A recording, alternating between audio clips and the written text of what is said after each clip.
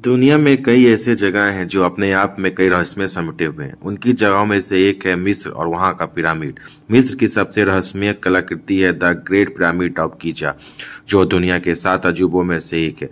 वैसे तो यहाँ के पिरामिडों का इतिहास 4000 साल पुराना बताया जाता है, लेकिन आज भी इन पिरामिडों से जुड़े कई रहस्य हैं जिनके बारे में सही जानकारी किसी को भी नहीं है। बताया जाता है कि गीजा का महान पिरामिड 2560 ईसा पूर्व में बनवाया गया था। इसे खुफू पिरामिड के नाम से भी जाना जाता है। इस पिरामिड को प्राचीन मिस्र के राजा खुफू के शव के संरक्षण के लिए बनाया गया था।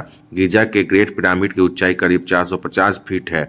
वही इस पिरामिड का जो नीचे का भाग है वह 13 एकड़ में फैला हुआ है, जो लगभग 16 फुटबॉल के मैदान जितना बड़ा है। इस पिरामिड को बनाने में 23 लाख पत्थर ब्लॉक्स का इस्तेमाल किया गया था, जिनका वजन करीब 5 अरब 21 किलोग्राम है।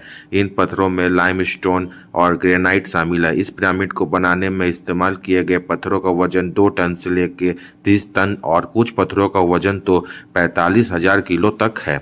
इसमें सबसे हैरानी की बात तो ये है कि आज के समय में भी किसी क्रेन से अधिकतम 20,000 किलो तक का ही वजन उठाया जा सकता है।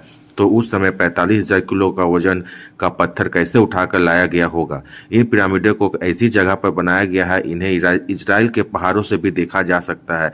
ऐसा कहा जाता है कि मिस्र के ये पिरामिड चांद से भी दिखाई देते हैं। गीजा के ग्रेट पिरामिड में कुल कितने तहखाने हैं इसके बारे में तो कोई नहीं जानता, लेकिन अभी तक के शोध के मुताबिक इसमें 3 तहखाने मिले हैं: आधार तहखाना, राजा का तहखाना और आदि का तहखाना। लेकिन हैरान करने वाली बात यह है कि राजा के तहखाने में ना तो राजा की मम्मी मिली और ना ही रानी के तहखाने में रानी की मम्मी, जबकि इस पिरामिड को राजा और रानी के शव के संरक्षण के लिए ही बनाया गया था।